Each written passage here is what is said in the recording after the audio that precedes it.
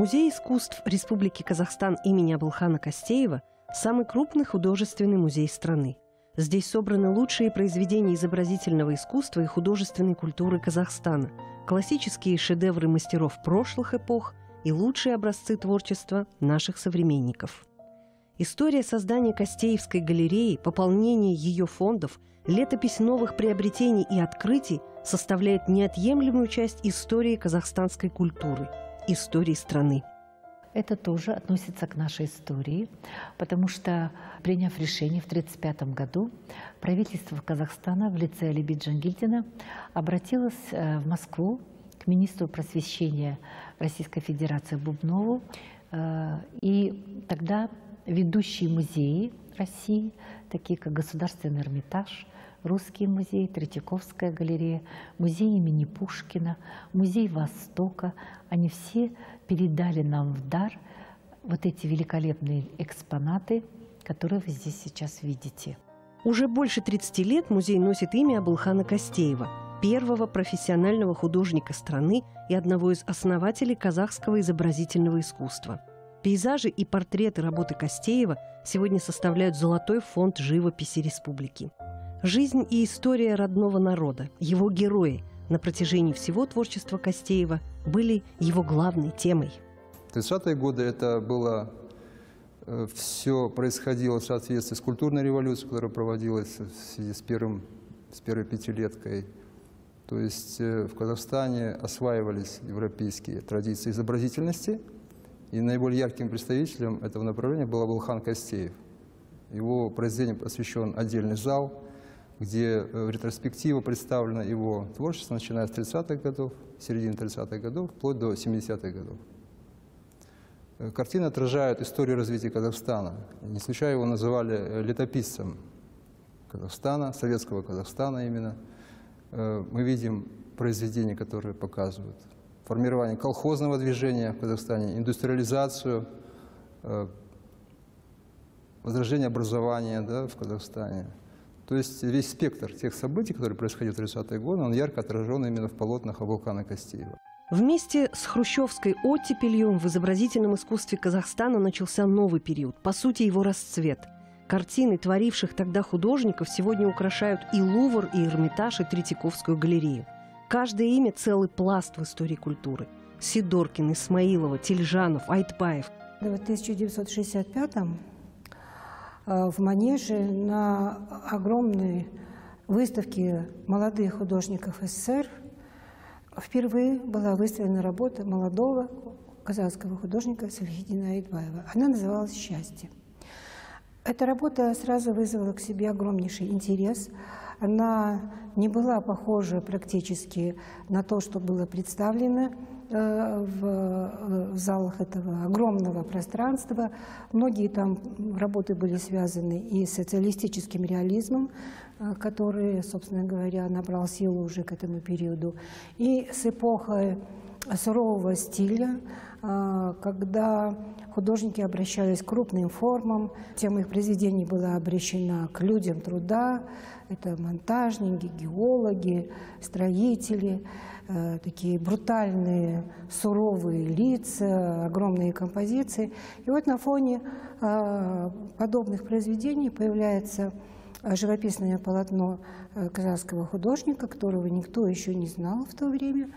И в нем отразились и общие тенденции развития искусства того периода. В нем тоже была и монументальность, и как бы интонации трудовых будин звучали, можно сказать, достаточно активно.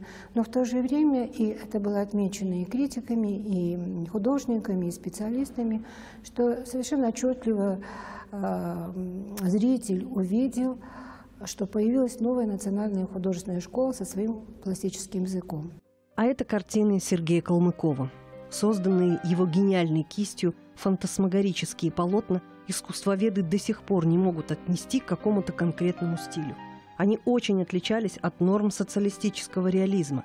Его абстрактные, экспрессионистские или даже сюрреалистические композиции навсегда возвели работы мастера в категорию шедевров мировой живописи. Картины Сергея Калмыкова пользуются большой популярностью. Они тоже попали в коллекцию, очень интересно, после смерти художника. Они не приобретались при его жизни в силу того, что этот художник был уникален и не похож на других. То есть в советское время его манера, она была неприемлема. Да? И после его ухода стал вопрос о судьбе его произведений, которые в большом количестве остались в его квартире. И было желание передать их в Москву, как он художник все-таки учился в России, но жил здесь большую часть жизни.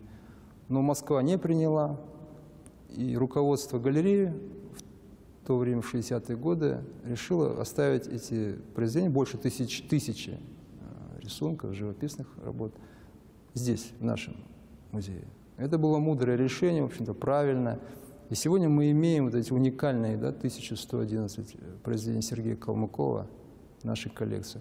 Они поступили сюда в таком очень плохом состоянии, их обрабатывали, реставрировали.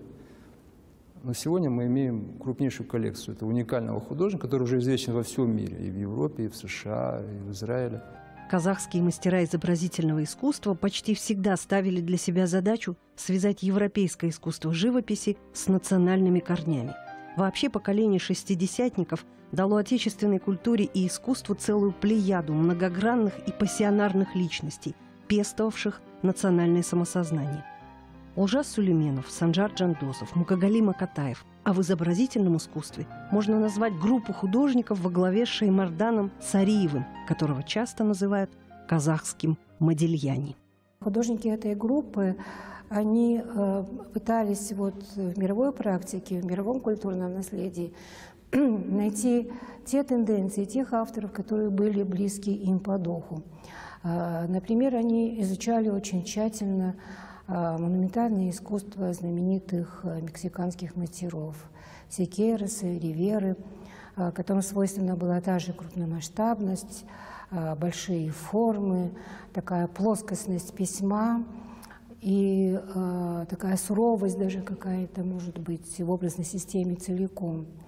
Сам Сариев говорил, что нужно, это было, собственно говоря, кредо его живописи, надо класть краски по-казахски.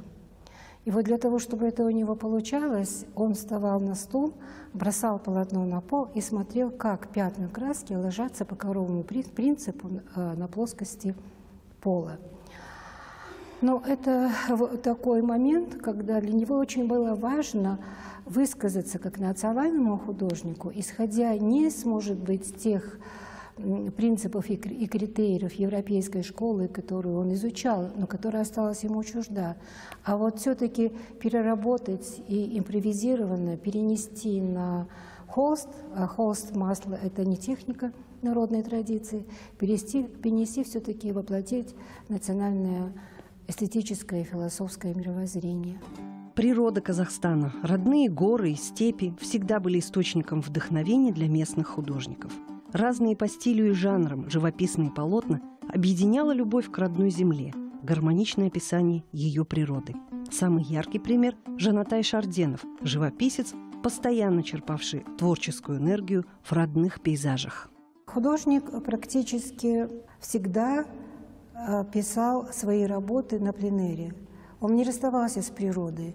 У него здесь было под Алматой несколько таких любимых точек, куда он постоянно приезжал. Например, особое место по дороге в Медео, которое он писал много раз. Эти все извилины дороги, и ели, и силуэты гор, они часто узнаваемы, они переходят из одного полотна в другое.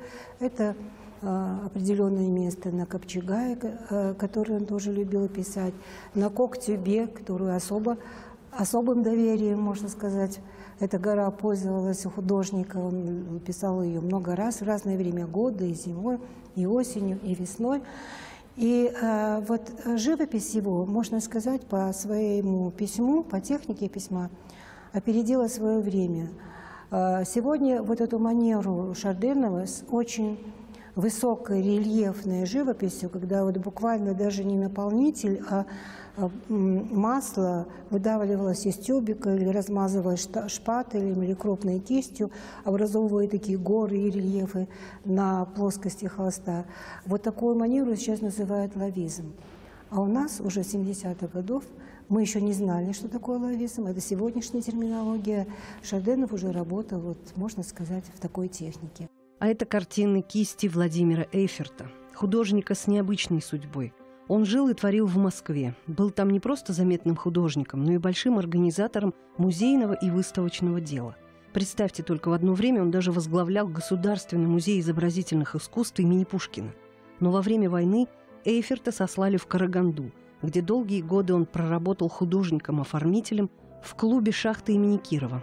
В Караганде Эйферт создал свою изо-студию, набрал учеников, по сути, положив начало школе импрессионизма в Казахстане.